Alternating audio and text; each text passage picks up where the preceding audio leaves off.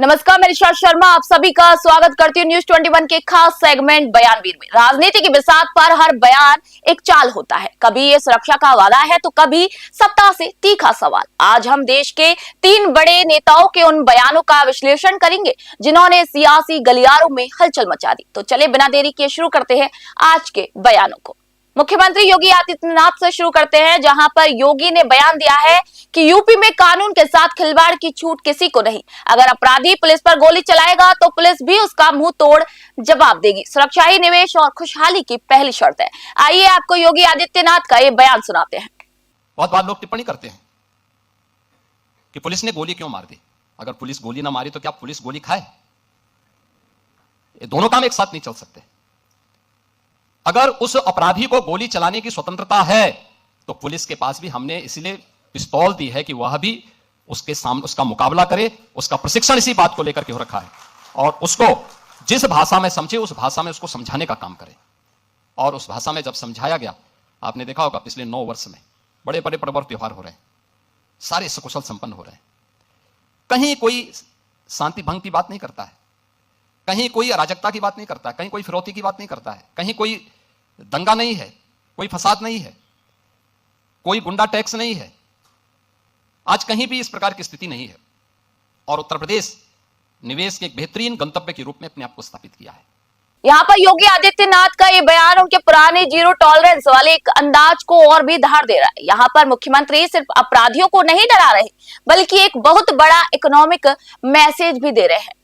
वो साफ कह रहे हैं कि जब तक पुलिस का इकबाल बुलंद नहीं होगा तब तक राज्य में निवेश नहीं आएगा।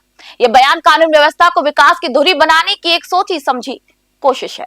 चलिए अब दूसरे बयान की रुख करते हैं, जहां पर राहुल गांधी ने बयान दिया है। उनका बयान मैं आपको बता देती हूँ। उन्होंने ये कहा है कि ये रही आर्मी चीफ नरवणे की किताब जिसे सरकार मानने से इनकार कर रही है। इसमें साफ लिखा है कि पीएम ने कहा था जो उचित समझो वो करो। मैं खुद पीएम को ये किताब सौंपना चाहता हूं, पर शायद उनमें लोकसभा आने की हिम्मत नहीं। आइए राहुल गांधी का ये बयान सुनते हैं। I don't think PM will have the guts to come to the Lok Sabha today, because if he comes, I'm going to give him this book. So if PM comes, I will go physically and hand him this book, so he can read it. And उनको पता लग जाए कि उनकी सच्चाई क्या है, देश को पता लग जाए। ये सरकार कह रही है कि किताब है ही नहीं। Speaker has said that this book does not exist.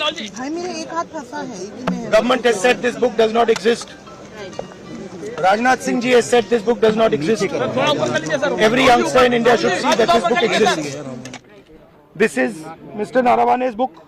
Naravane जी की किताब है। इसमें उन्होंने पूरा अकाउंट लिखा है,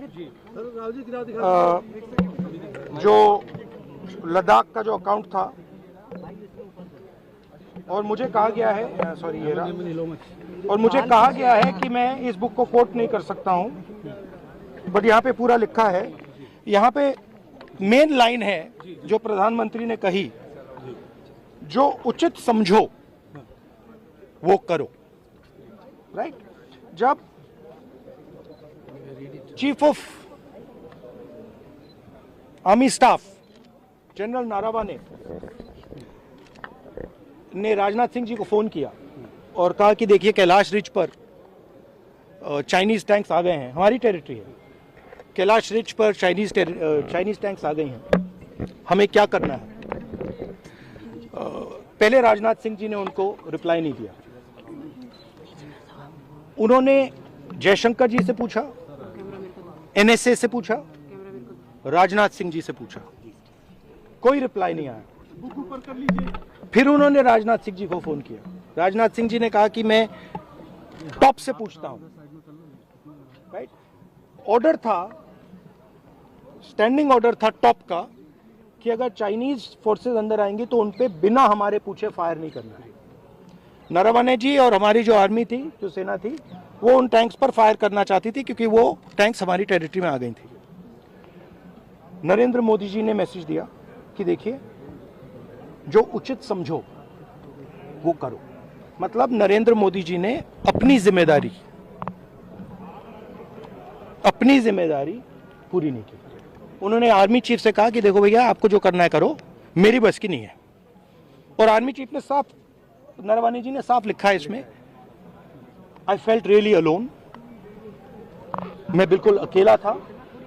I was abandoned by the entire establishment. This is what they are scared. इस बयान में राहुल गांधी का ये हमला सीधा और बहुत तीखा है। वे एक पूर्व आर्मी चीफ की किताब के पन्नों को ढाल बनाकर सरकार की रक्षा नीति और डिसीजन मेकिंग पर सवाल उठा रहे हैं। यहाँ राहुल गांधी जनता को ये मैसेज देना चाह रहे हैं कि सरकार महत्वपूर्ण दस्तावेजों को छुपा रही है। हिम्मत शब्द का इस्तेमाल करके उन्होंने इस बहस को सीधे प्रधानमंत्री बनाम राहुल गांधी की पर्सनल चुनौती में बदल दिया है। आइए आप तीसरे बयान की ओर रुख करेंगे, जहां पर कांग्रेस नेता गोविंद सिंह डोटासरा ने एक चेतावनी दी। उनका बयान में आपको बताती हूं, उन्होंने कहा है कि दम है तो 12 साल में हुई सभी भर्ती परीक्षाओं की सीबीआई जांच करवा लो। रोजाना भाषण देने से काम नहीं चलेगा। भाजपा सरकार अब कार्रवाई करके हमें दिखाए। आइए पहले डोटासरा का ये बयान आपको सुना देते हैं। 12 साल की सीबीआई जांच करा लो, अगर आप में हिम्मत है तो आपकी सरकार गिर जाएगी।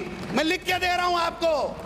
जो मुलजिम है, जो अपराधी है, उसको जेल के अंदर डालो, लेकिन रोजाना भाई साहब भाषण पेलते रहो और काम करो ही नहीं, किसी को अंदर डालो ही नहीं और खुद ही भ्रष्टाचार में लिप्त हो जाओ। ये यहाँ सुनने का मादा रखो। अलवर के अंदर एनसीसी का पेपर आउट, कक्षा 10 का पेपर चूरू में आउट, शेखावाटी यूनिवर्सिटी का पेपर आउट, भरतपुर जोधपुर बाड़मेर में नीट का paper out, national seed corporation का पेपर आउट, आरयूएच का पेपर आउट, जोगेश्वर खेतर महाविद्यालय में सेकंड ग्रेड का पेपर आउट, नवलगढ़ में आरएस का पेपर खुला मिला, राजस्थान विश्वविद्यालय में फिजिक्स का पेपर है वो आउट। और आप जहां से आते हो अजमेर में ना, वो IMD यूनिवर्सिटी में तो ग्रेजुएशन वाले बच्चे की 10वीं क्लास के बच्चे कॉपी चेक कर रहे हैं और ये बड़ी बड़ी बातें करते हैं। जेल प्रहरी 2016 FIR है मेरे पास, अगर किसी को शक हो तो बता दूंगा। रीट परीक्षा 2017 पेपर आउट, रीट परीक्षा 2016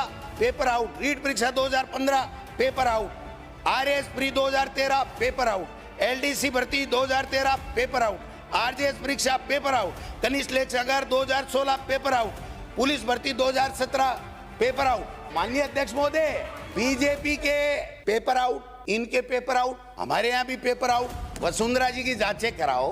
रोजाना बातें करने से कुछ नहीं होता। हम सबको मिलकर के इन बच्चों का भविष्य बर्बाद नहीं हो, ये पेपर माफिया पकड़े जाएं, जेल के सलाखों में हो, ये हमारा दायित्व होना चाहिए।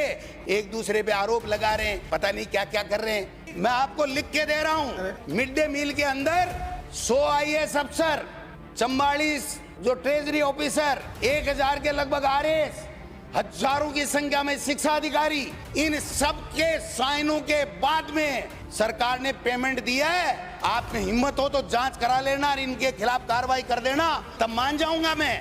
गोविंद डोटासरा, गोविंद डोटासरा, कोई गोविंद डोटासरा कच्चा घोड़ा है क्या जो खा जाओगे? तो ये बयान आपने सुना। तो राजस्थान की राजनीति में डोटासरा का ये बयान बचाव ही हमला है वाली रणनीति का एक हिस्सा है। पेपर लीक के मुद्दे पर बैकफुट पर रहने वाली कांग्रेस अब गेंद भाजपा के पाले में डाल रही है। 12 साल का वक्त मांगकर डोटासरा ने यह संकेत दिया है कि अगर जांच हुई तो आंच पिछली यानी कि भाजपा सरकारों तक भी जाएगी। ये भाजपा को उनके ही प्रिय मुद्दे पेपर लीक पर घेरने की कोशिश है। तो ये थे आज के 3 बड़े बयान जिन्होंने राजनीति के तापमान को बढ़ा दिया। कोई गोली की बात कर रहा है तो कोई किताब की सच्चाई की और कोई जांच की चुनौती दे रहा है। इन बयानों के पीछे छिपी सियासत को समझना इसलिए बेहद जरूरी है क्योंकि यही बयान आने वाले वक्त में वोट की शक्ल लेते हैं। आपको इनमें से किसका बयान सबसे दमदार लगा, कमेंट में अपनी राय जरूर लिखें और देखते रहिए बयानवीर के लिए News 21।